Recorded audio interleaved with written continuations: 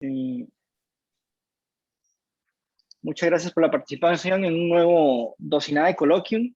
Como ya es tradición, intentamos invitar a personas a hablar sobre los temas de interés del programa doctoral en Ciencias Naturales para el Desarrollo, en sus 4 énfasis: gestión y cultura ambiental, gestión de recursos naturales, sistemas de producción agrícola y tecnologías electrónicas aplicadas. Desde una perspectiva general hasta una perspectiva un poco más específica de diferentes temas de investigación a nivel nacional, latinoamericano e internacional. Para el día de hoy es un placer presentar al doctor Santiago Luis, que nos va a presentar una charla titulada Química y Desarrollo Sostenible. El doctor Santiago Luis es catedrático de Química Orgánica de la Universidad Jaume I en Castellón. Estudió Química en la Universidad de Zaragoza, Valencia, con el profesor Gaviña, donde obtuvo su título de doctorado. Luego pasó a hacer un postdoc a la Universidad en Pittsburgh con el profesor Rebeck. Sus áreas de investigación son la química biomimética, materiales, polímeros funcionales, catálisis, disolventes, neotéricos y procesos de flujo en química sostenible. Ha sido director de 37 tesis doctorales, entre ellas la del doctor David Valverde, que recientemente se ha incorporado como representante de la Universidad Estatal a Distancia en el doctorado en Ciencias Naturales para el Desarrollo. Y el doctor Luis también es autor de más de 335 publicaciones y cuenta con un índice H superior a 50. Ha coordinado programas interuniversitarios de maestría, doctorado a nivel en España y a nivel europeo en química sostenible por más de 20 años. Es representante de la Real Sociedad Española de Química en diversas áreas como son Chemistry and Environmental y Green and Sustainable Chemistry, y es editor de la revista RSC Advance y Environmental Science and Pollution Research. Es un placer y muchas gracias tanto a David por hacernos el contacto como al doctor Santiago Luis por aceptar acompañarnos el día de hoy desde España. Así que muchas gracias y bienvenido, doctor. Muchas gracias, doctor Sáez Arce, por la presentación.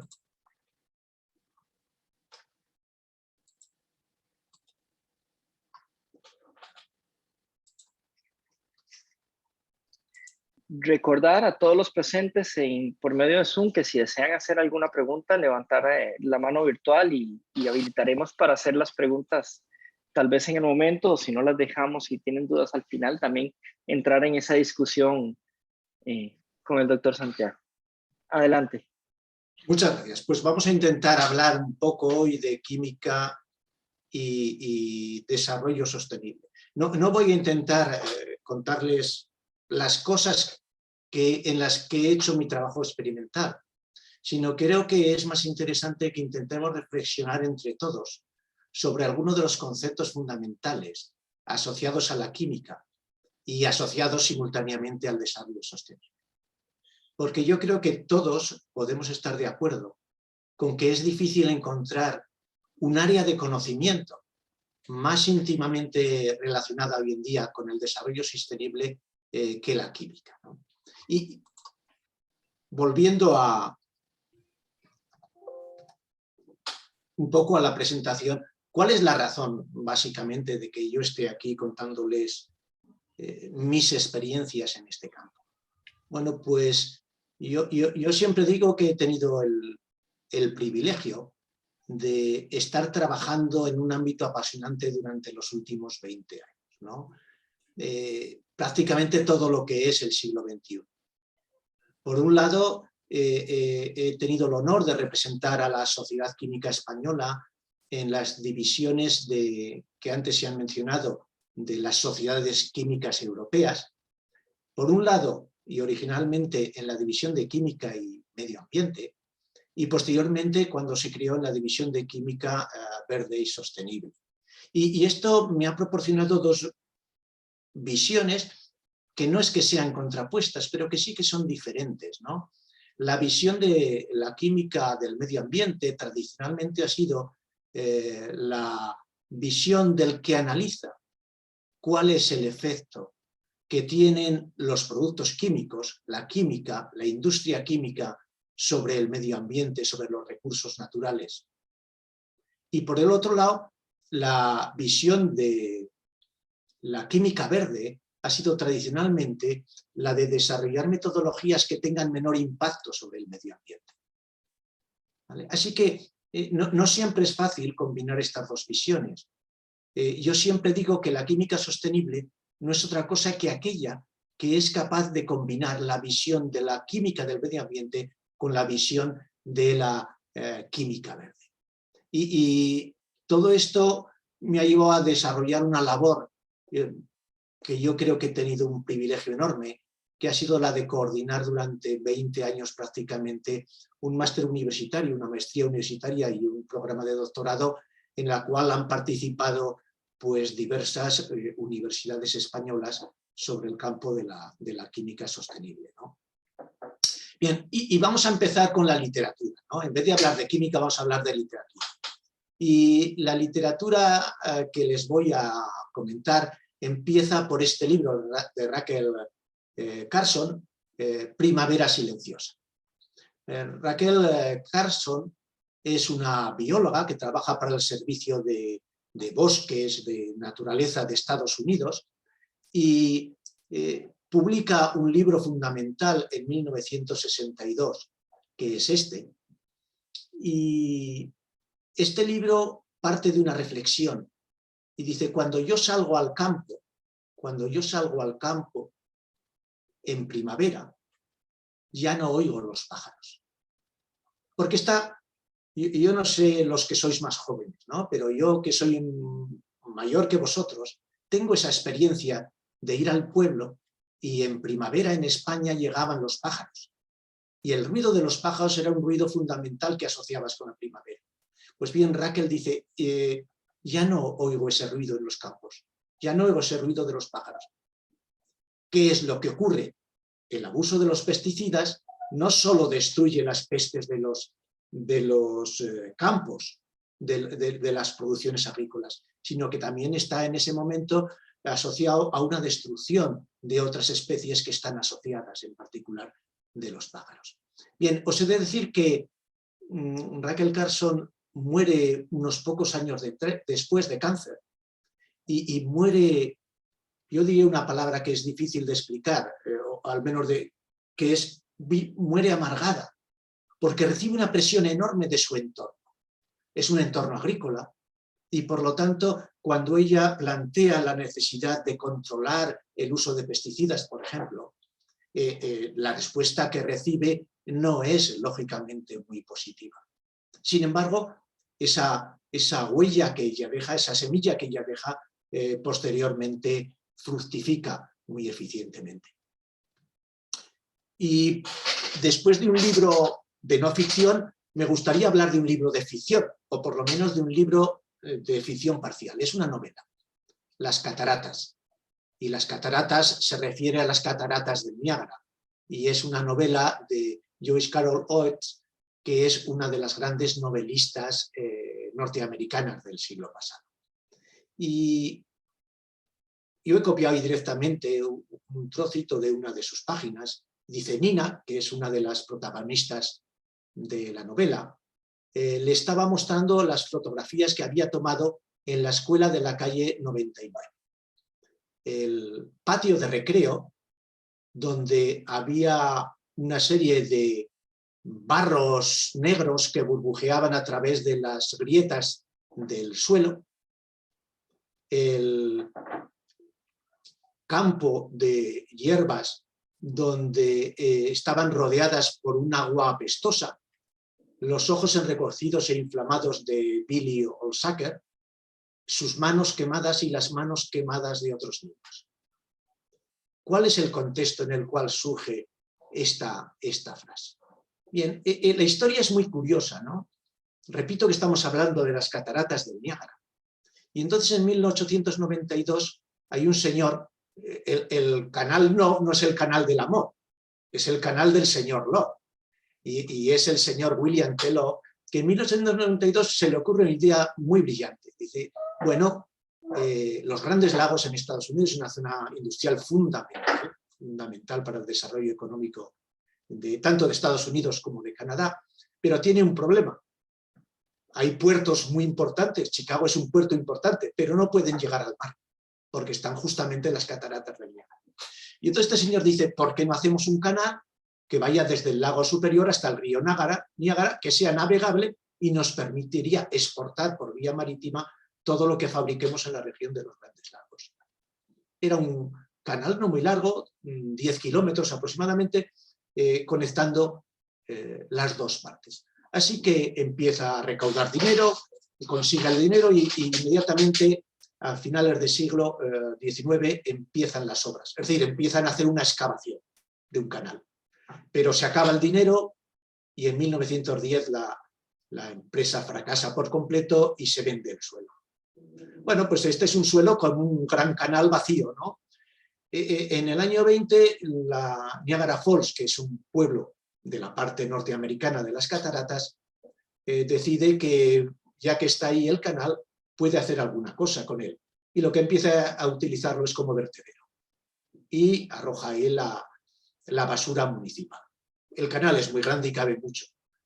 Pero más adelante, en los años 40-50, hay una compañía química, Hooker Chemical, Buffalo es uno de los grandes centros industriales químicos de Estados Unidos, que empieza a utilizar también, negocia con el ayuntamiento y empieza a enterrar bidones de residuos químicos. Se supone que alrededor de 20.000 toneladas se enterran ahí. Claro, cuando se acaba el agujero ya no sirve para echar más basura. Y en ese momento la compañía química, en 1953, le vende a la municipalidad el terreno por $1. Además con el permiso de que construyan ahí una escuela municipal, una escuela pública. Pero lo hace con mucho cuidado, porque en el acuerdo de venta dice que no se hace responsable de ninguna cosa que pueda suceder más allá de $1. Es decir, pone un límite a su responsabilidad. Bueno, pues como se pone una escuela, alrededor empiezan a construirse casas. Lógicamente, ¿qué casas se construyen alrededor de un vertedero? Las casas de la gente de menores recursos económicos. Y empieza a haber problemas. Esos problemas no trascienden hasta que en 1976 hay unos periodistas de un periódico local que empiezan a describir que hay esos problemas que tienen los vecinos es porque hay productos tóxicos. Y curiosamente ese mismo año hay una gran tormenta, o el año siguiente hay una gran tormenta en la zona y se producen inundaciones y esas inundaciones sacan a la luz muchísimas más cantidad de sustancias tóxicas. De tal manera que en el año 78 el Estado de Nueva York cierra la escuela, compra los terrenos y las casas, intenta salir del apuro como puede. De hecho, el presidente Carter declara un estado federal de emergencia como consecuencia de esto. Bien. Y ya en 1980 se crea una legislación, se aprueba en el Congreso de Estados Unidos una legislación que marca un hito en la legislación medioambiental, que es aquel, perdonadme si utilizo refranes españoles que a veces no tengan el mismo sentido, pero el que la hace, la paga. Es decir, la responsabilidad se transmite a aquel que ha originado el problema medioambiental. Y eso es algo en lo cual, curiosamente, Estados Unidos es pionero, ¿no? Los juicios continúan durante un tiempo. En 1994, fijaros la lentitud de la justicia, el juez declara negligente, pero no temerario, a la compañía química, pero después de participar en los juicios, la Agencia de Protección Medioambiental Norteamericana, la EPA, se llega a un acuerdo y paga 130 millones la compañía.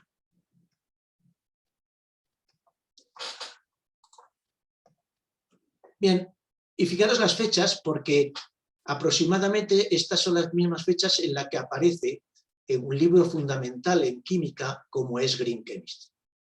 Lo publican dos químicos, Paul Anastas y John Warner. La historia es un tanto curiosa, ¿no? Porque Paul Anastas y John Warner eran vecinos de adolescentes, prácticamente siguieron itinerarios diferentes, pero siempre en lugares muy cercanos, y en esta época, en los años 90, coinciden en la EPA.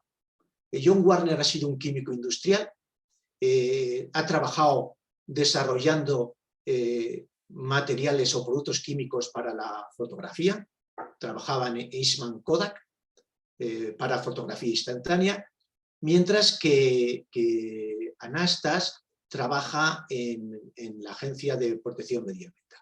Y ambos tienen una experiencia, o por lo menos en las conversaciones que yo he tenido con ellos, ellos siempre narran alguna experiencia personal.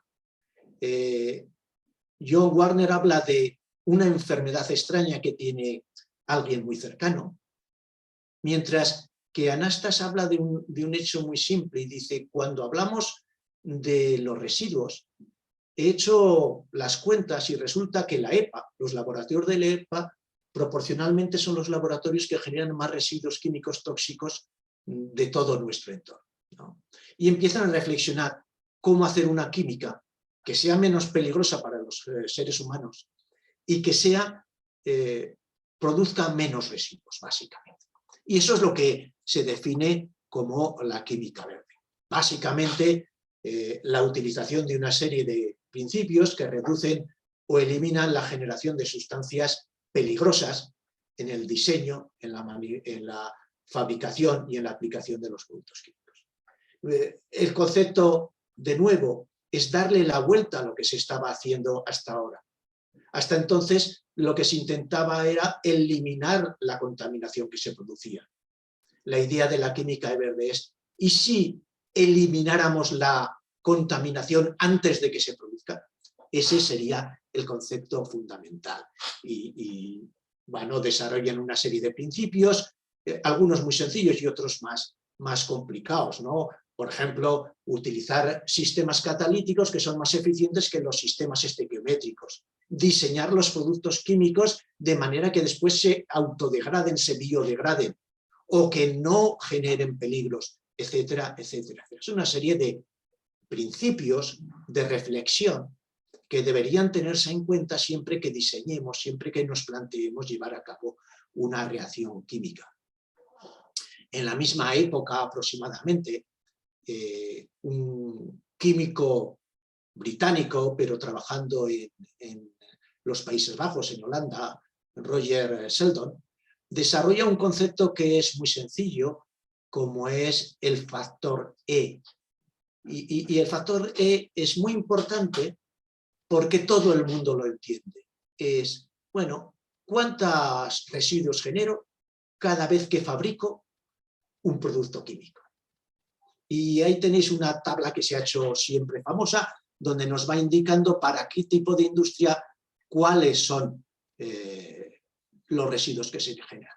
Y curiosamente, las industrias que nos parecen más sucias, por ejemplo del petróleo, son las que generan menos residuos por kilogramo de producto. Mientras que las que generan más residuos son, lógicamente, las industrias de obtención de productos de química fina y la industria farmacéutica, donde se pueden generar 100 o más kilos de sus productos por cada kilo que se fabrica. Yo os he dicho, las industrias más sucias son las menos sucias. No, hay que ser cuidadoso, porque eso es la cantidad de residuos que se generan por cada kilo de producto fabricado.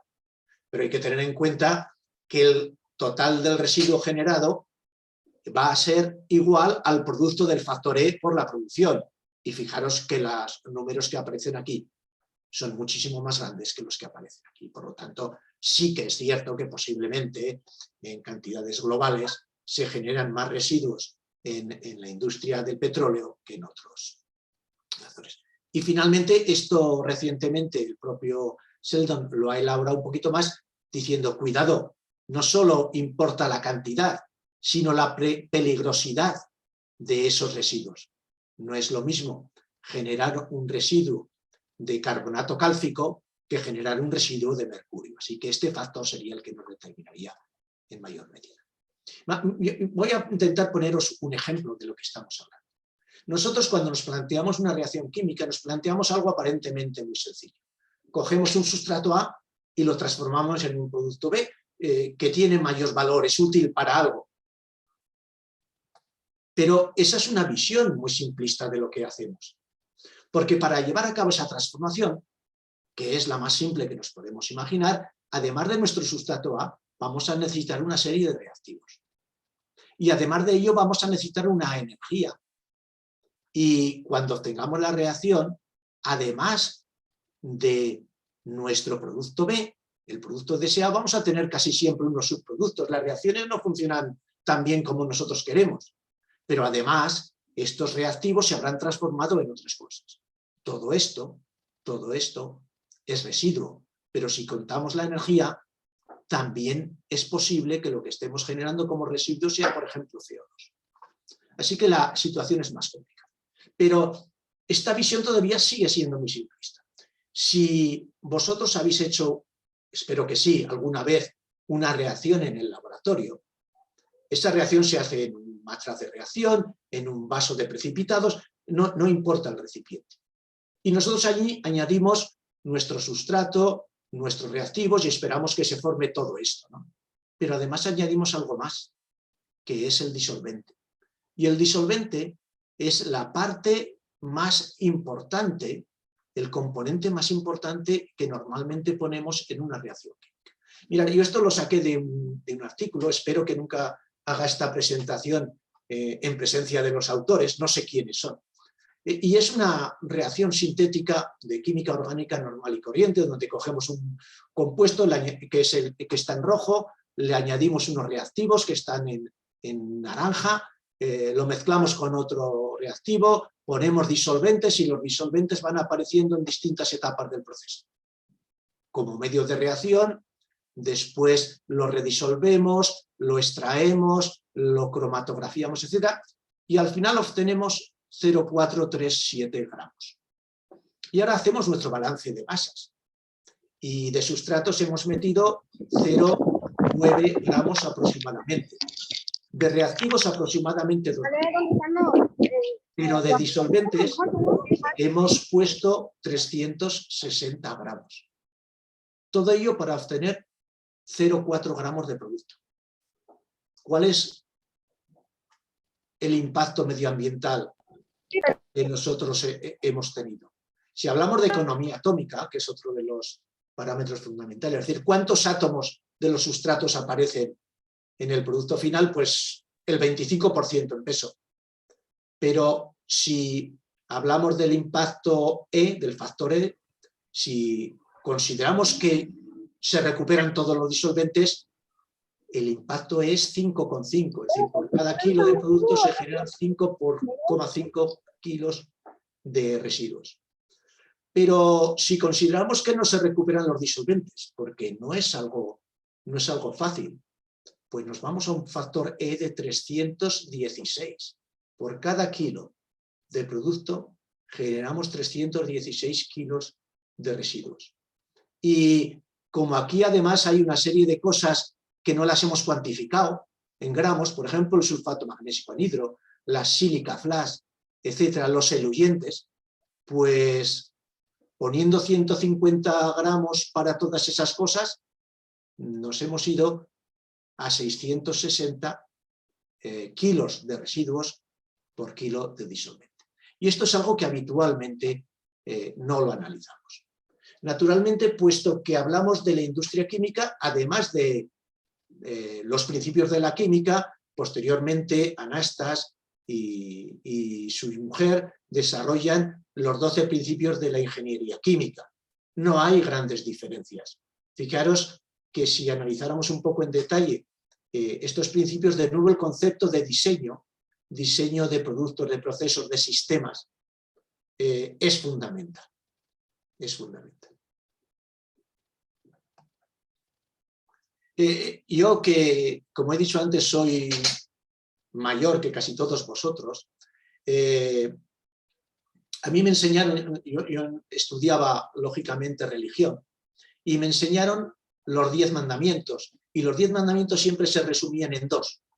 Pues bien, los 12 principios de la química verde se resumen también de manera muy sencilla en unas cosas muy fundamentales, que son: consumamos menos materiales, consumamos menos energía, evitemos el uso de productos químicos, y un principio fundamental adicional, que una tecnología solo es verde si va a producirse. Es decir, lo que hacemos en la universidad, en el laboratorio, podemos decir que son tecnologías verdes, pero no es correcto. No es correcto que sean verdes. Si no conseguimos que esas tecnologías transformen el modo en el cual la industria utiliza la química, no hemos contribuido en nada a mejorar la sostenibilidad de nuestro sistema.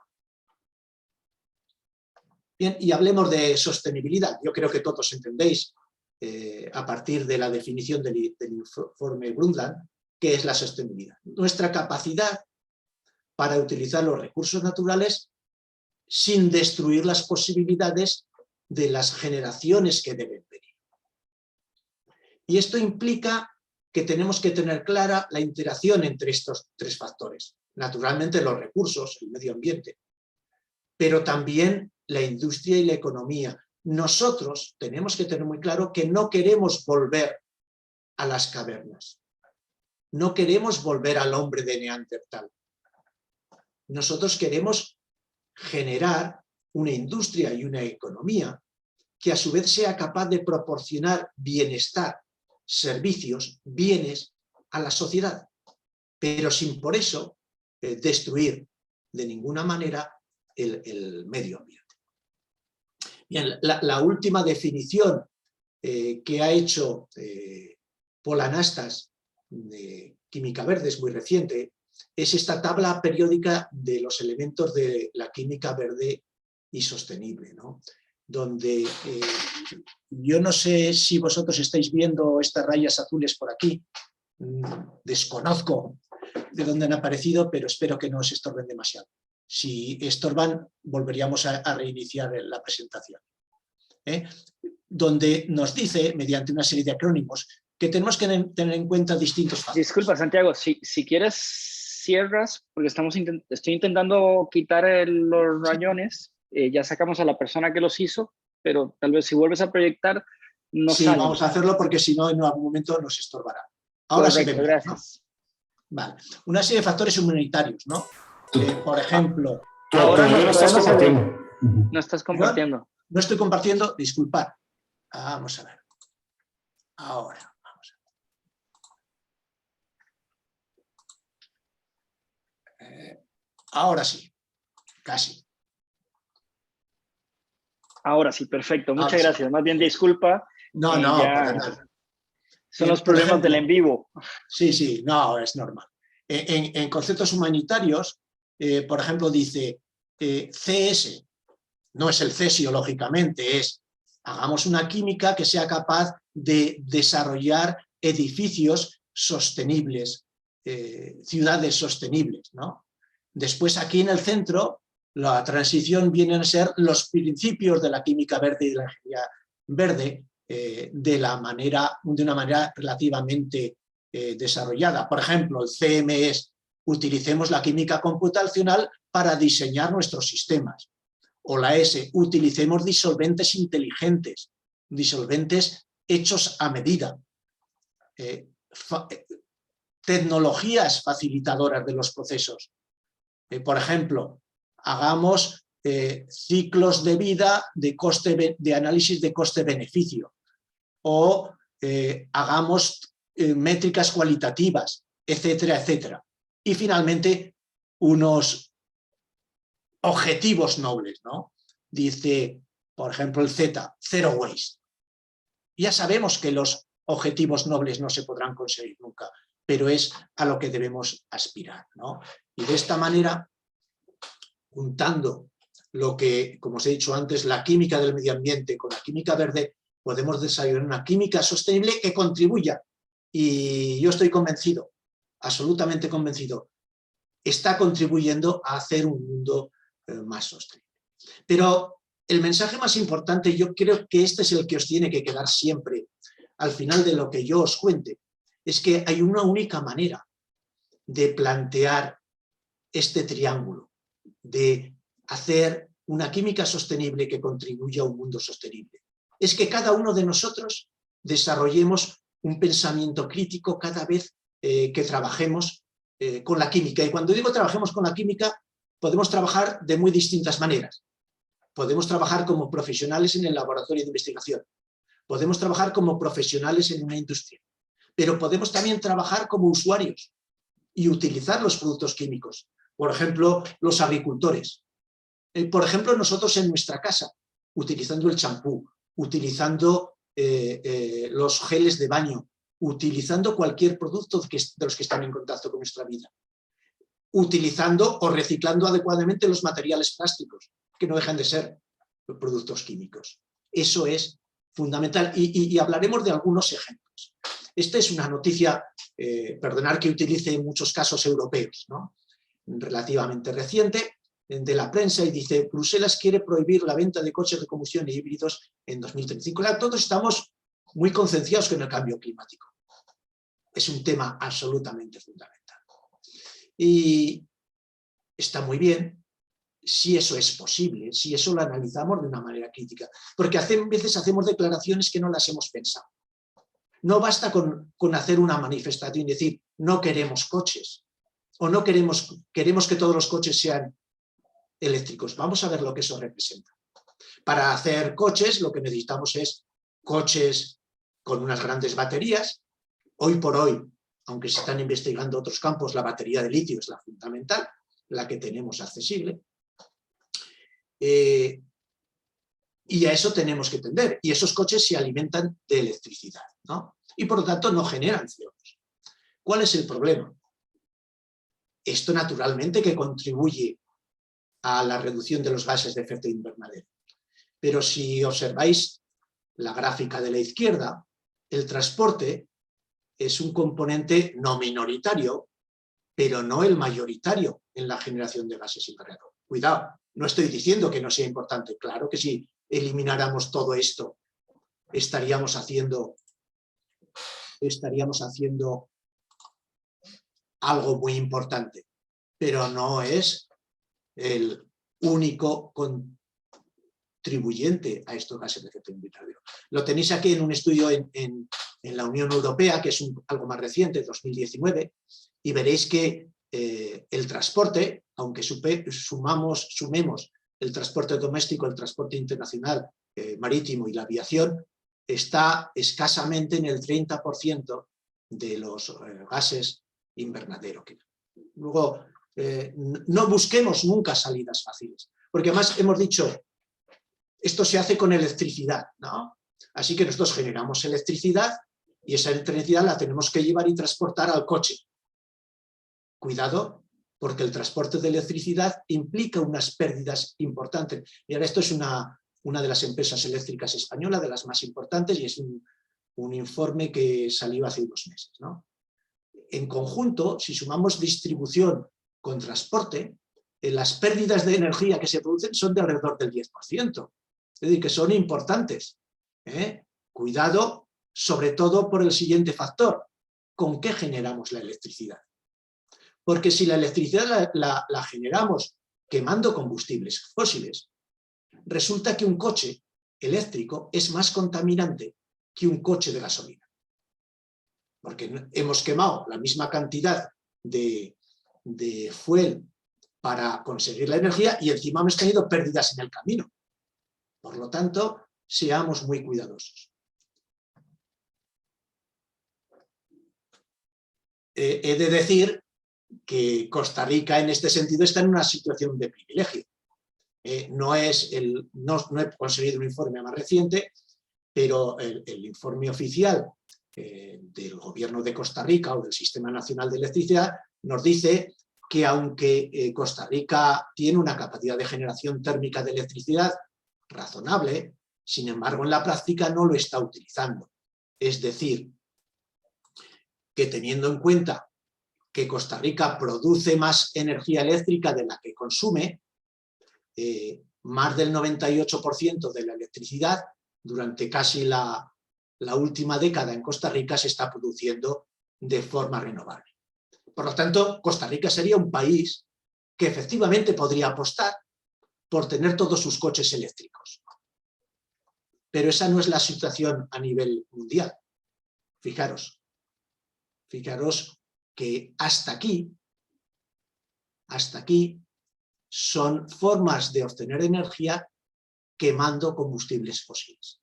Quizás se ve mejor en esta otra transparencia. Aproximadamente el 80-85% de la energía a nivel mundial se sigue haciendo quemando combustibles fósiles. Pero no es el único factor.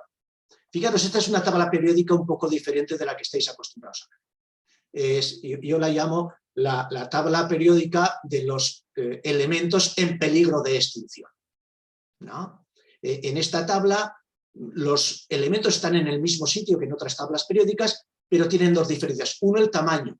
El tamaño del cuadradito correspondiente hace referencia a la abundancia en la Tierra. Y el color a cuánto nos queda.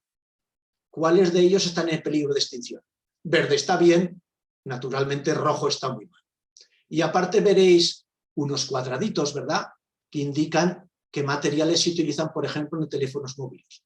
Y algunos elementos que tienen una parte en gris son aquellos metales que vienen de zonas en grave peligro de conflicto bélico.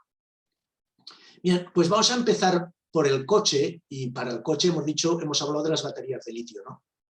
Pues bien, fijaros cómo está creciendo el consumo del litio. No se usa solamente en baterías, pero lógicamente ese consumo está creciendo enormemente. De hecho, hay un informe reciente de una consultora multinacional, BCG, que dice que en el momento actual solo tenemos capacidad para desarrollar el 30% de las baterías que se necesitarían para transformar el transporte en transporte eléctrico. Bien, fijaros de nuevo en los datos de esta tabla. Lo que hace referencia a los teléfonos. Fijaros ustedes, estos son datos, lo podéis encontrar en la Royal Society of Chemistry, porque están disponibles al público, sobre los teléfonos móviles. Fijaros la cantidad de elementos que hay en un teléfono móvil. Si alguno tenéis vuestro teléfono, sacarlo del bolsillo, por favor, y mirar a ver dónde están los tornillos para desmantelarlo. Si queréis, no lo saquéis, porque los teléfonos móviles ya no tienen tornillos. Los teléfonos móviles ya no se pueden abrir para cambiar la batería, ¿verdad? Pues fijaros lo complicado que tiene que ser reciclar algo que no se puede desmontar. Todos los elementos que están en rojo, y son los más importantes con relación a la tabla anterior, fijaros que son los que prácticamente no se pueden reciclar. Claro, ¿cuáles se pueden reciclar? Los que están en mayor cantidad, el cobre, la plata, el níquel, el estaño, pero todas estas tierras raras no se pueden prácticamente reciclar, es decir, menos del 1%. Y este es un problema serio que tenemos. ¿Por qué? Porque muchos de esos elementos, por ejemplo el tántalo, por ejemplo el niobio, se obtienen del famoso coltán. Todos hemos oído hablar alguna vez del coltán en las noticias. ¿Cuándo? Básicamente asociado a las guerras de la República del Congo, a Uganda, a las matanzas en la zona este del Congo, porque es allí donde básicamente se encuentra este mineral. Luego, zonas de guerra. Pero reflexionemos más personalmente. En la Unión Europea, esto puede ser mayor porque es de hace 2 o 3 años, se tiran a la basura cada vez unos 10 millones de teléfonos. En el Reino Unido, el 50% de los hogares guardan un teléfono. Cuando yo leí esto, dije, claro, estos ingleses son raros. Son gente que ha hecho el Brexit, no nos podemos fiar de ellos. Y hasta que empecé a abrir armarios en mi casa. Y mi sorpresa fue que había 4, 5 o 6 teléfonos viejos móviles en mi casa. No eran los ingleses que eran raros. No, no. Miradlo en vuestras casas y veréis lo que nos ocurre a todos. Esos que tenemos en nuestra casa son teléfonos cuyos metales no se están reciclando. Así que volvemos a lo mismo. Nuestra contribución personal es siempre importante. En términos finales, en 20 años se habrá acabado el indio. En menos de 50 años se habrá acabado el tántalo. El 40% del tántalo proviene de esas zonas en conflicto. Pero veamos una cosa más ligera. El helio.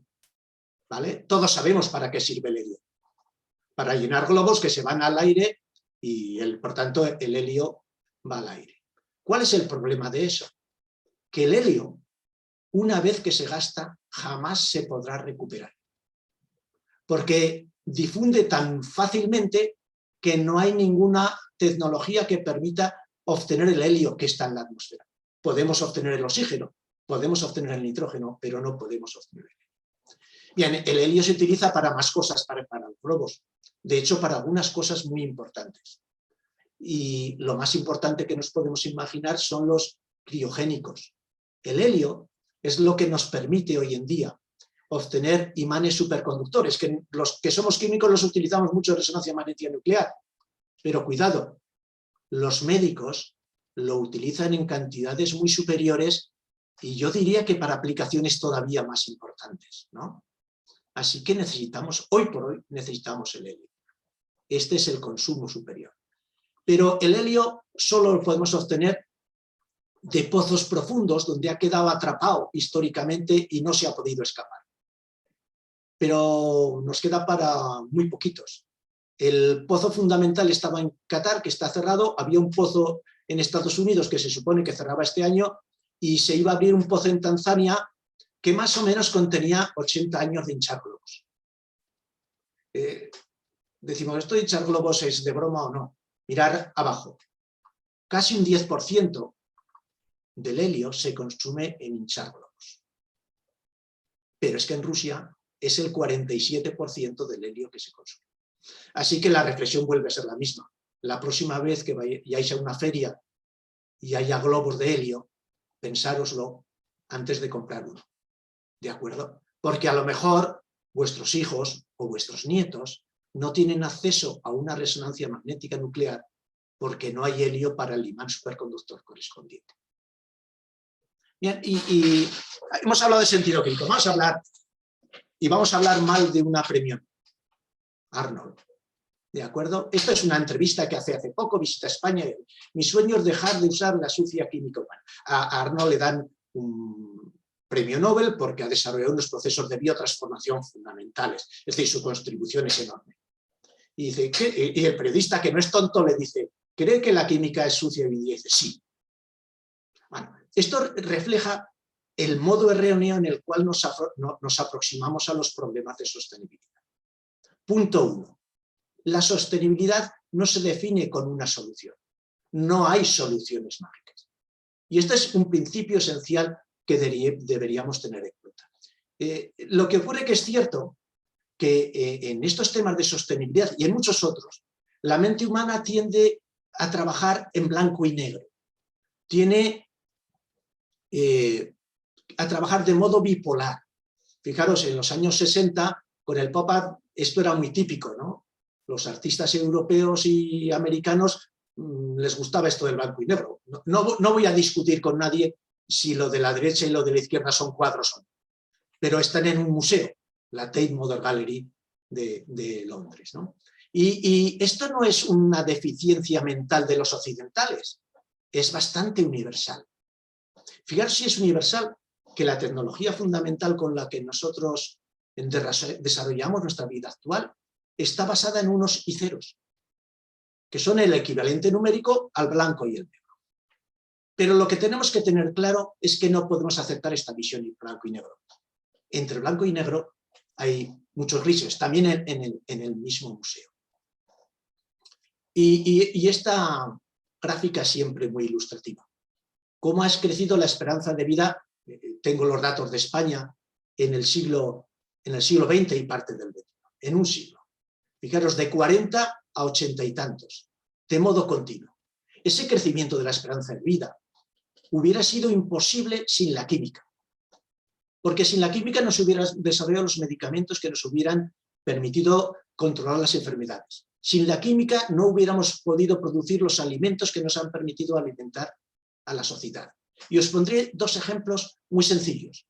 Fijaros que estamos saliendo de una pandemia. Esta es la pandemia de la mal llamada gripe española. Fijaros, redujo más de 10 años la esperanza de vida en España. En España, la pandemia del COVID-19 ha reducido la esperanza de vida en menos de un año, porque hemos dispuesto de las medicinas, de los materiales, de la tecnología suficiente para, a pesar de que ha sido enormemente traumática, limitar sus efectos.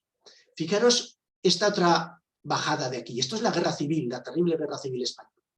¿Os fijáis que hay más bajada después de la guerra civil que durante la guerra civil? Este piquito es después de la guerra civil. ¿Qué es? El hambre. Porque las guerras llevan asociado al hambre. De nuevo, la química puede contribuir enormemente a esos hechos. Y para que veáis que no podemos aceptarlo, os contaré otra novela, que es Al este del Edén, de John Steinbeck, de las cuales se hizo una película muy famosa con la participación de quien era el ídolo de masas en aquel entonces, que era James Dean. Bueno, esto va de padres e hijos, que no se entienden, ¿no? Eso es fácil de saber. Entonces, el padre siempre quiere quedar bien con el hijo y el hijo siempre quiere quedar bien con el padre, pero nunca se encuentra. Y una de las cosas que se le ocurre al padre, estamos hablando de 1914 aproximadamente, es decir, nosotros vivimos en California, donde se producen lechugas muy buenas, pero donde más necesidades hay es en Chicago, que ahí hace mucho frío y no pueden cultivar lechugas. ¿Qué tal si creáramos una industria de lechugas que fuera capaz de transportarla a Chicago? Claro, pero en 1914 se tardaban días, semanas en llegar de California a Chicago. Pues muy sencillo, lo que hace es construir una fábrica de hielo y contrata unos vagones de tren, pone las lechugas con hielo y lo manda. Bueno, el resultado no es muy positivo porque se equivocan los del sistema ferroviario y en vez de tardar una semana tardan 10 días y se estropea todo. Hoy día no se nos ocurre pensar en eso, ¿verdad? Porque los camiones que transportan alimentos están refrigerados. Tenemos enormes cámaras. ¿Y por qué no había camiones refrigerados entonces? Mirad, la tecnología en 1910 para hacer hielo, para fabricar frío, eran los compresores de amoníaco, perdón. Y los compresores de amoníaco tenían una característica, que el amoníaco es enormemente tóxico, enormemente corrosivo y enormemente explosivo. Así que nadie querría conducir nunca un camión con un compresor de amoníaco. ¿Vale? Y eso se solucionó justamente en esa época. ¿Cómo? Desarrollando los CFCs, los clorofluorocarbonos, que tuvieron además otras muchas aplicaciones, pero que eran fundamentales porque no reaccionaban con nada y por lo tanto no eran tóxicos, gracias a la estabilidad del enlace carbono-flúor. ¿Cuál es el problema? Que como eran tan inestables, llegaban a la estratosfera y en la estratosfera, donde no estaban protegidos por la capa de ozono, en presencia de la luz solar, podían reaccionar, generaban cloro y el cloro destruía la capa de ozono. Todos hemos oído hablar de la capa de ozono. Bien, y el resultado neto es este. Fijaros, la intensidad de color nos indica la intensidad del agujero en la capa de ozono. En esta primera década, el aumento es terrible. Sin embargo, el máximo llega en el 2000 y a partir del 2000 da la sensación de que va disminuyendo. Claro, si yo os pongo esta figura, diréis, hombre, ya lo hemos solucionado, ¿no? En el 21. Si no fuera, estos son datos obtenidos de la NASA, son reales. Si no fuera porque manejando los datos, yo os estoy engañando. Así que lección fundamental cuando os digo tener un pensamiento crítico. No os creáis todo lo que os estemos diciendo. Ni siquiera vuestros profesores, ni siquiera yo. Analizar los datos con un sentido crítico. ¿Por qué tengo que quitar ese dato? Porque fijaros, el agujero de ozono es estacional. Es decir, si yo tomo un dato de julio y otro de septiembre o de agosto, estoy comparando el mínimo con el máximo, con lo cual no es comparable. En cualquier caso, sí que es cierto que estamos contribuyendo a disminuir el agujero de ozono. Si os fijáis, esos son datos estadísticos, esto es un estudio que hace un profesor español, y estos son los datos reales tal cual salen de la NASA. Fijaros siempre, además, que un elemento puntual jamás puede tomarse como una tendencia. ¿Por qué? Porque la variabilidad es muy grande. Pero sí que observamos que hay una tendencia a la disminución del agujero de ozono. ¿Y por qué es eso? Porque la química, como os comento ahí, no es el problema, es la solución. Hemos sido capaces de sustituir una serie de productos que creaban ese problema por otros. Y por lo tanto, en la medida que estos productos han dejado de utilizarse, dejan de producir el fenómeno negativo. Pero los clorofluorocarbonos no es algo que un químico o una industria química desarrolló por maldad. Eran unos productos que tenían unas propiedades enormemente positivas, solo que entonces no sabíamos las propiedades negativas que podían llegar a alcanzar. ¿Y esto es por qué se han cambiado? Se han cambiado básicamente por los hidrofluorocarbonos, que no tienen esos problemas. Pero cuidado, porque esos hidrofluorocarbonos en este momento también están haciendo una contribución, aunque sea pequeña, al efecto invernadero. Es decir, es posible que en un momento determinado tengamos que volver a desarrollar una alternativa a los hidrofluorocarburos porque su contribución sea enorme, mayor de lo deseable a un efecto negativo como puede ser el efecto invernadero. Dos ejemplos farmacéuticos. La sertralina es uno de los antidepresivos más comunes y este es un nuevo método que desarrolla la industria que lo estaba haciendo. ¿En qué se basa?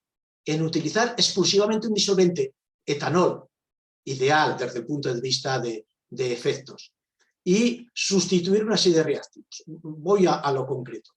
Por ejemplo, sustituyen paladio carbono, que es peligroso, es pirofórico, se inflama por sí mismo, por paladio carbonato de calcio. Y encima le sale mejor, da mejores rendimientos. Pero al final lo que consiguen es eliminar prácticamente todos los productos tóxicos y peligrosos. Fluoruro de titanio, tolueno, tetrahidrofurano, diclorometano, hexano. Reducir la cantidad de disolventes de 60.000 galones a 6.000. Y fijaros que eso es significativo, porque estamos hablando de un producto que se consume en grandes cantidades. Veamos otro producto farmacéutico que todo el mundo conoce, el sildenafilo, o por su nombre comercial de Pfizer, Viagra. ¿Vale? Esto es el análisis de los disolventes cuando se desarrolló la síntesis. Se necesitaban 1.300 litros por kilo. No digo que todo se tirara. Y además mirar el código de colores. La mayor parte eran malos disolventes desde el punto de vista de la química verde o medioambiental. Por ejemplo, diclorometano.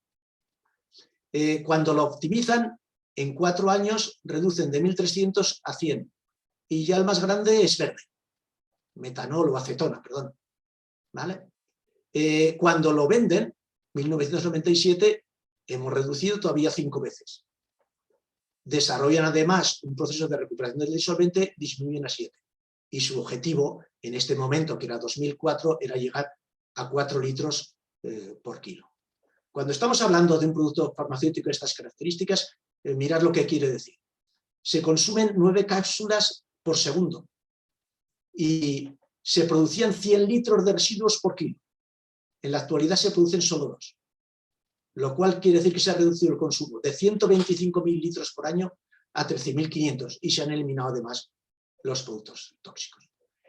¿Cómo, en definitiva, cómo podemos afrontar nuestra interacción entre química y sostenibilidad, entre química y sociedad? Básicamente mediante la educación. Tenemos que aprender y tenemos que trasladar estos hechos a los distintos sectores, a los que estudian, a la sociedad, a los políticos, a los profesionales. Esta, digamos, que es la idea que hemos desarrollado siempre desde la Red Española de Química Sostenible. Y nuestro mayor logro ha sido, lógicamente, los estudios interuniversitarios de maestría y doctorado, ¿no? Esto es fundamental, saber comunicar cómo podemos integrar la química para hacer un mundo más sostenible. Repito, el elemento fundamental es ser capaces de pensar en química de una manera crítica, porque recordar lo que os he dicho al principio, no existe ningún otro conocimiento, área de conocimiento, que haya tenido una influencia más directa o que tenga y pueda tener una influencia más directa para conseguir que completemos todos estos objetivos de desarrollo sostenible. Muchas gracias. Muchas gracias, doctor Santiago. Muy interesante y motivador y en algunos aspectos preocupante de lo que hacemos hoy en día, tanto desde el punto de vista de las universidades como el punto de vista industrial. Creo que en el chat se han generado diferentes comentarios desde el punto de vista de tratamiento de residuos. Principalmente he visto algunos comentarios del doctor Sergio Musmani. No sé si quieres hacer algún comentario, doctor Sergio. Y activamos el micrófono. Sí, muy buenas. Si desea activar la cámara, con mucho gusto. Muy buenos días. No, una excelente presentación. Felicitaciones al doctor Luis. Pues sí, es preocupante por un lado ver los impactos y ver lo que se nos avecina con las limitaciones en ciertos elementos, y eso debería movernos a todos los que trabajamos en química y a todos en ese cuadro que presentó en la última parte, a la sociedad y a los tomadores de decisiones, a los políticos, para tomar acciones sobre eso y tratar de recuperar materiales y actuar, como puse en uno de mis comentarios, siempre tratar de actuar sobre la fuente. Y eso definitivamente viene del diseño de los procesos, diseño de los productos. Tiene que venir con los principios ya incorporados. Y muy interesante eso que nos mostró de la tendencia en la baja en el uso de solventes de un producto muy conocido, muy utilizado.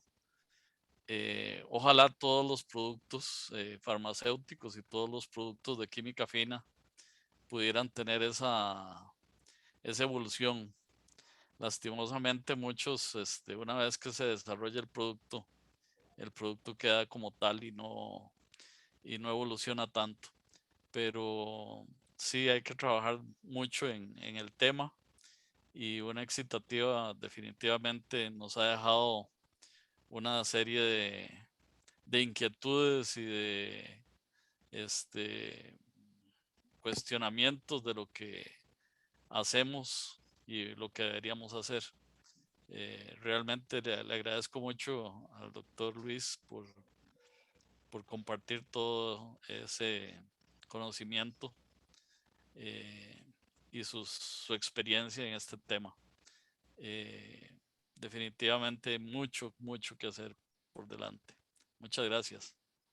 Muchas gracias, doctor. Yo solamente contestarle muy brevemente una cosita. Es decir, junto a este modo de pensar bipolar que tenemos los humanos, blanco o negro, hay otra forma de pensar que también tenemos integrada los humanos, que es: esto no se puede hacer. Y cada vez que pensemos esto no se puede hacer, lo que tenemos que pararnos a reflexionar es que seguramente esto sí se puede hacer, pero de una manera diferente. Es decir, las cosas que no se pueden hacer como se están haciendo, pero se pueden hacer de otra manera. El tema de los CFCs es un elemento clave. Es decir, una vez que la sociedad en su conjunto detectó la necesidad de destruir el uso de esos compuestos, se hizo. Y se encontraron las soluciones de otra manera. No de la misma, de otra manera. ¿Vale? Hay un ejemplo que yo en mis clases suelo utilizar mucho. que es el de las tintorerías en seco, la limpieza en seco. La limpieza en seco durante décadas utilizó un producto químico que era el tricloretano, enormemente tóxico. Sin embargo, hubo un momento en el cual se prohibió su uso. Bien, todavía hay tintorerías de limpieza en seco en todas las partes del mundo. Y esas ya no están utilizando tricloretano. Es decir, la necesidad de hacer la sustitución de un producto tóxico por otro no tóxico solo se plantea cuando no queda más remedio. Lógicamente, eso tiene unos costes, tiene unas dificultades y tenemos que ser cuidadosos como hacemos esa transición. Pero podemos hacerlo. Es decir, la ciencia nos proporciona las herramientas para hacer aquello que es imposible. Muchas gracias. Tiene la mano levantada Silvia Echeverría y después le doy la palabra a Mónica.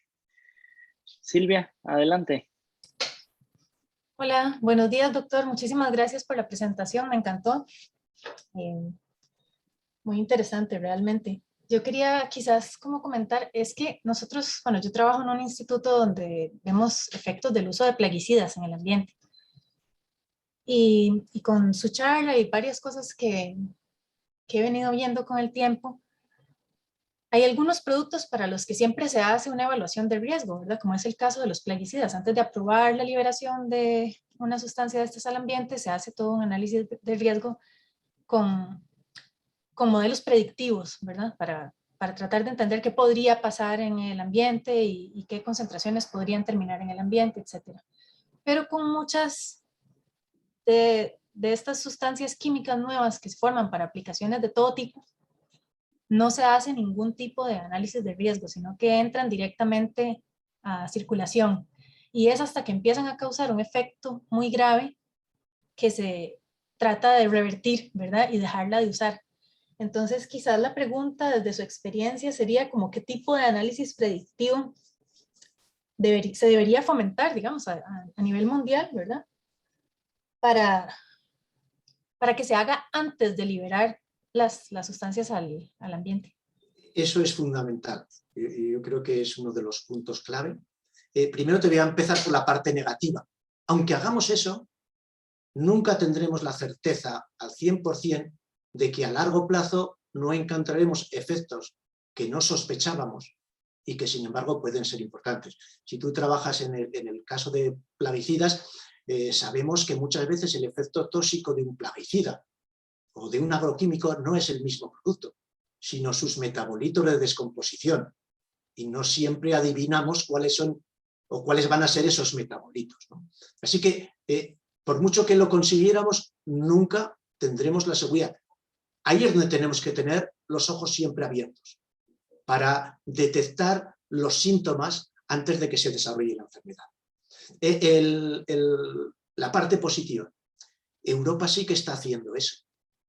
Europa ha creado una gran superestructura que es la ECA, European Chemical Agency, que está encargada de evaluar y aprobar el uso de cualquier producto químico.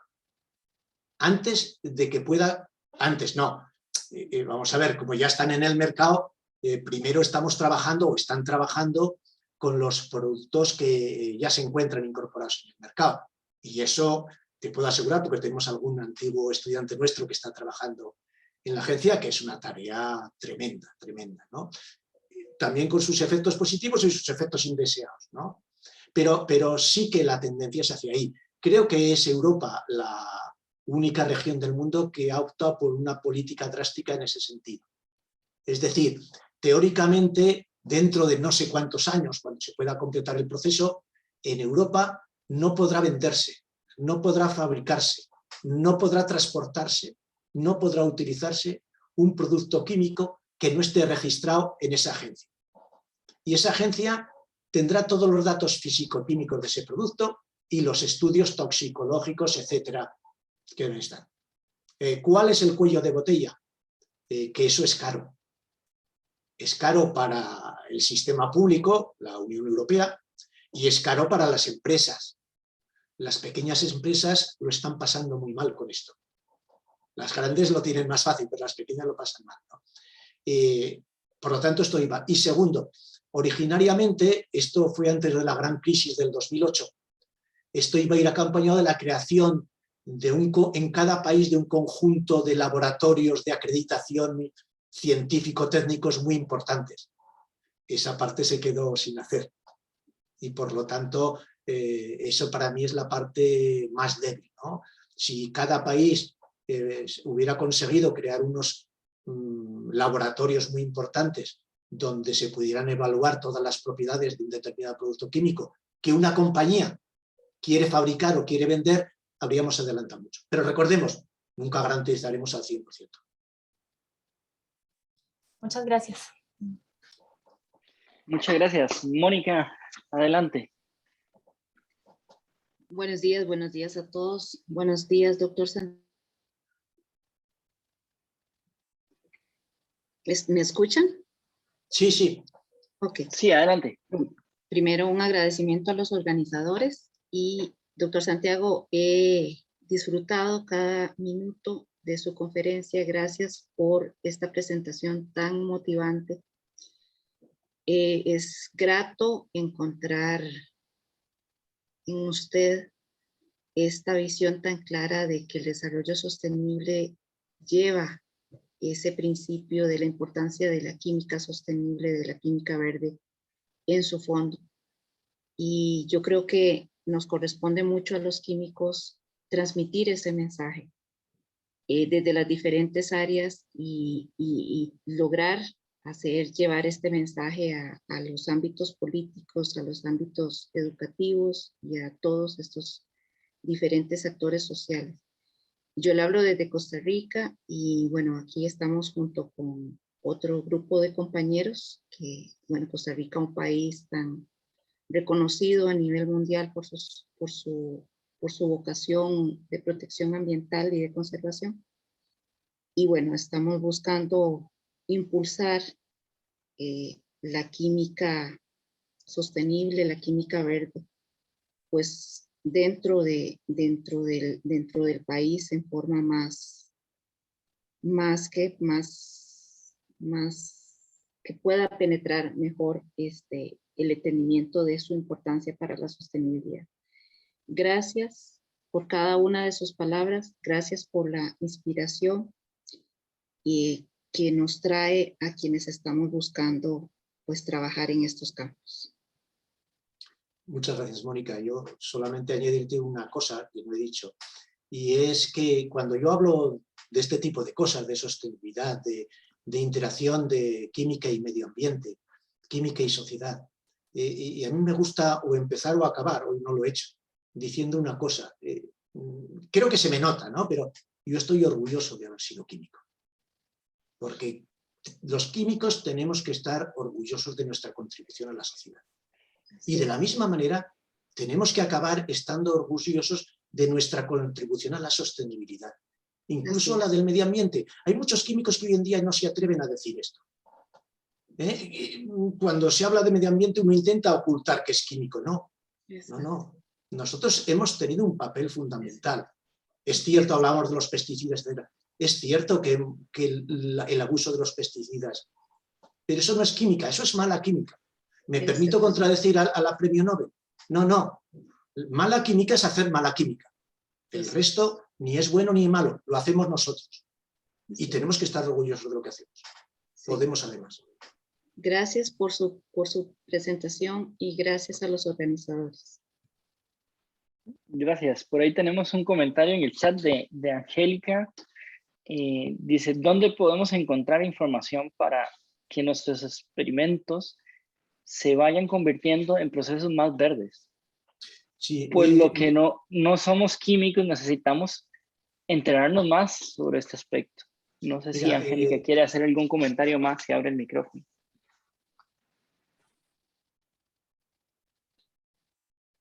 ¿Cómo están? Muy buenos días. No sé si me escuchan. Perfectamente. Un gusto y una felicitación a los organizadores. Este tema creo que debe de ser constante en el día a día de la planeación de nuestro trabajo. Doctor Santiago, de verdad, muy agradecida de que nos haya compartido su expertise. Pues mire, en el área de biotecnología, pues tenemos una gran cantidad de experimentación con, pues, todo esto que usted acaba de describir, de sustancias que al final, ya sabe, terminan en un frasco de los residuos peligrosos y que viene una compañía, se los lleva y no volvemos a saber de ellos, como que nos lavamos las manos y ya.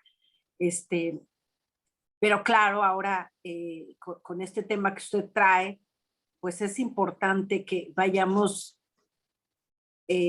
quizás hasta haciendo una auditoría, ¿verdad?, de química verde en nuestros cursos, en nuestros programas educativos o en nuestros planes, ¿verdad? Para lograrlo. Pero bueno, yo quisiera saber cómo irse empapando en este tema, doctor. Le agradecería que nos pudiera compartir al respecto. Yo creo que hay dos fuentes fundamentales de información que son, yo creo que muy accesibles, ¿no? Una es lo que es el Instituto de Química Verde de la American Chemical Society, que edita continuamente materiales, vamos a llamar didácticos, ¿no?, materiales formativos, y muchos de ellos son públicos, son gratuitos. De hecho, hay un esfuerzo enorme en esta... yo perdonar que a veces soy muy poco políticamente correcto, ¿no? Cuando en Europa tiene una gran influencia, afortunadamente en parte los partidos verdes, y cuando hay una manifestación siempre se critica a los Estados Unidos, porque hacen cosas muy raras, se salen del protocolo de Kioto, pero no sé si os habéis dado cuenta que en el fondo han sido pioneros en casi todos estos campos, sorprendentemente. Pues bien, el Instituto de Química Verde norteamericano, con gran diferencia, es el punto de referencia en este campo, y repito, están formando gente, formando profesores de enseñanzas medias, tienen un network tremendo y además muy enfocado a Latinoamérica, que lo llevan la gente de la Universidad de Oregón, donde ofrecen cursos de verano para formar profesores, etc. Es decir, a través del Green Chemistry Institute, del American Chemical Society, de la CS, se pueden encontrar. En la Royal Society of Chemistry, la inglesa, también se pueden encontrar algunos materiales, pero en menor medida. Pero ya que me has dicho que eres biotecnóloga, yo también he tenido el privilegio de trabajar con biotecnólogos en mi propia investigación, y yo creo que eso es algo que tenemos también que plantear, esa visión crítica que tú tienes.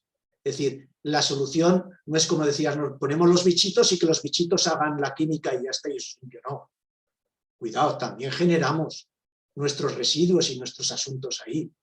Y muchas veces una de las grandes limitaciones que tenemos con la biotecnología, por ejemplo las reacciones enzimáticas, etcétera, es que las concentraciones a las que podemos trabajar son tan bajas que son inviables desde el punto de vista práctico. La de kilos de disolventes, aunque sean acuosos, contaminados con cosas que se generan por gramo o por kilogramo de producto, hacen inviable algunas aplicaciones. Tenemos que ser conscientes de que también ahí generamos residuos y tenemos que buscar alternativas que sean cada vez más verdes. Por ejemplo, intensificación de procesos biotecnológicos, de manera que la cantidad o los litros de medio que se estén utilizando por cada gramo o por cada kilogramo de producto obtenido se reduzcan significativamente. Porque el agua, hasta el agua es hoy día un bien muy escaso. ¿De acuerdo? Muchas gracias. Dice don Heriberto Franco desde Panamá, dice, muchas gracias por esta extraordinaria conferencia. Considero que el cambio debe surgir desde nuestras escuelas de formación de químicos. A veces utilizamos ensayos en los laboratorios de docencia que son muy contaminantes y no cumplen con el principio de sostenibilidad. Debemos avanzar hacia la docencia de la química sostenible. Don Heriberto, no sé si desea complementar algo más que escribió en el chat. Sí, buenos días, buenas tardes ya acá en Panamá y buenas noches hasta España. Nosotros tenemos una escuela de química en la Universidad Autónoma de Chiriquí, forma químicos y siempre ha sido una preocupación los ensayos que se hacen en los laboratorios de docencia, porque a veces no disponemos de los métodos para eliminar esos residuos que son contaminantes, se arrojan a las cañerías, que no debe ser, y tenemos que avanzar hacia esa docencia que respete el principio de sostenibilidad, esa química verde, porque los elementos que nos ofrece la naturaleza, como bien expuso el doctor Luis, son finitos y nosotros estamos llevando a cabo procesos como si los mismos fueran infinitos y el planeta está resintiendo los efectos de ese comportamiento que a veces tenemos los seres humanos. Agradezco infinitamente al DOCINADE, a los organizadores, al expositor por traernos estos temas que son muy relevantes para toda la humanidad. Saludos a todos. Buenas tardes y buenas noches. Muchas gracias, doctor Franco. No puedo estar más de acuerdo con lo que ha dicho. Yo creo que esta es una pelea que yo he llevado en mi propia universidad durante años con éxito discutible. Con éxito discutible. ¿Por qué? Porque muchas veces en nuestro trabajo en ese sentido se ve mediado por la parte económica. Es decir, ¿qué prácticas se hacen? Las más baratas. Aquellas donde ya tenemos los productos. Cambiar una práctica supone solicitar un dinero adicional para poner... Y esto es muy... Pero también hay ya materiales publicados maravillosos sobre experimentos desde la perspectiva de la química sostenible. Yo os aconsejo que accedáis a las webs del Green Chemical Institute y en Latinoamérica hay gente que está trabajando, ¿no? En Brasil tenemos el ejemplo de Vania Azuín, y yo os diría, en México, por ejemplo, he encontrado experiencias maravillosas en la Universidad Iberoamericana, en México DF.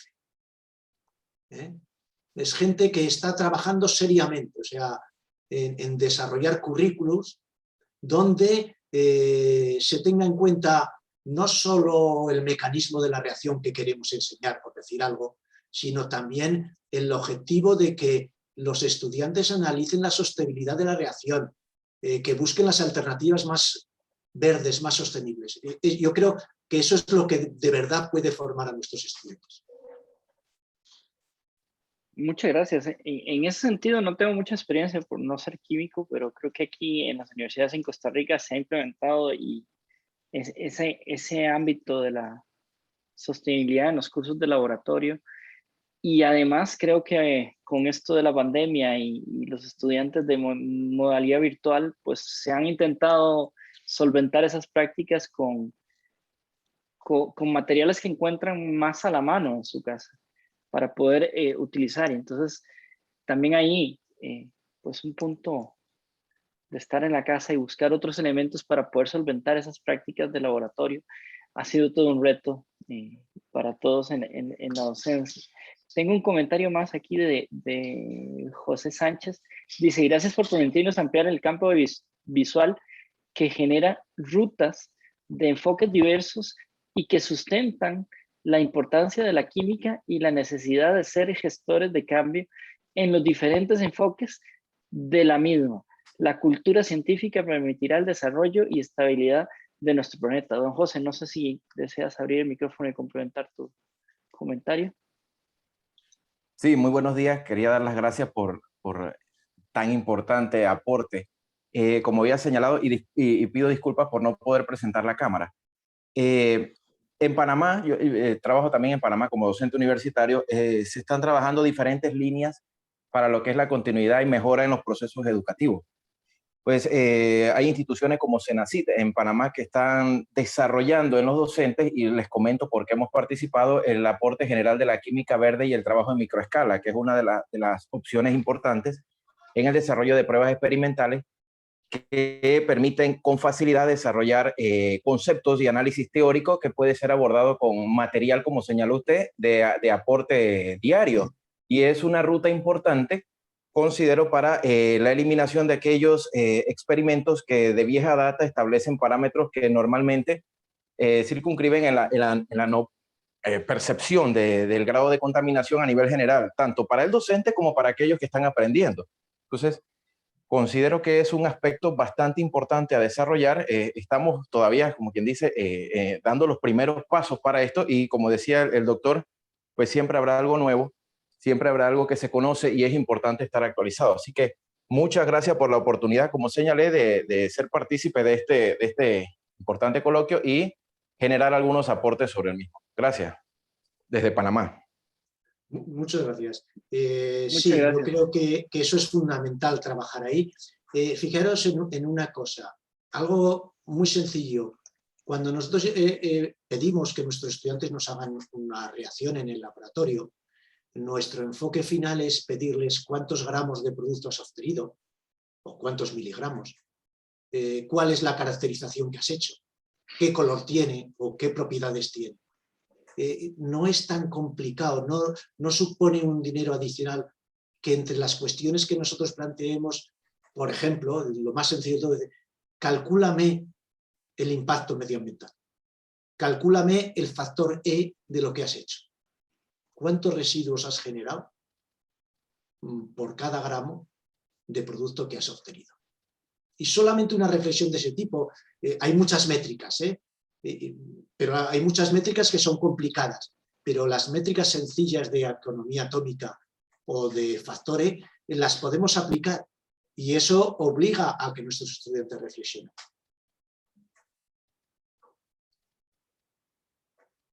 Muchas gracias. Bueno, muchas gracias a todos los que nos han acompañado.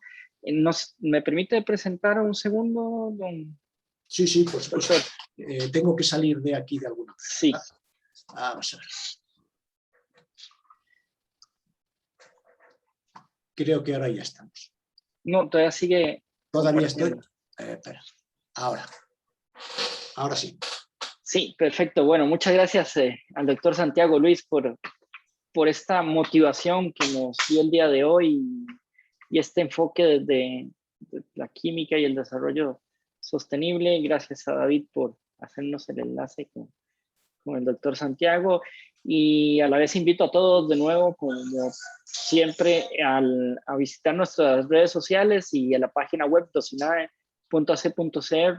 donde tenemos abierta ya la convocatoria de la Corte 2023, ¿sí? Para que todos los que desean participar y formar parte como estudiantes de nuestro programa doctoral, con temas que podrían estar enlazados en química sostenible, química verde, desde los énfasis de gestión y cultura ambiental, recursos naturales, sistemas de producción agrícola, tecnologías electrónicas aplicadas, podrían aplicarse dentro de este ámbito. Así los invito a revisar y próximamente estaremos enviando las invitaciones para el próximo coloquio que estamos por definir.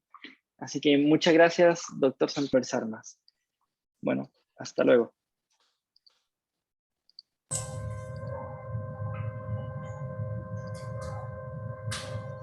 Muchas gracias, Santiago. Una presentación magnífica. ¿Me ha gustado? Mucho, sí. Claro que sí. No, la verdad es que siempre se aprende mucho escuchándolo. Sí. Siempre es un gusto poder escuchar y tener estos espacios.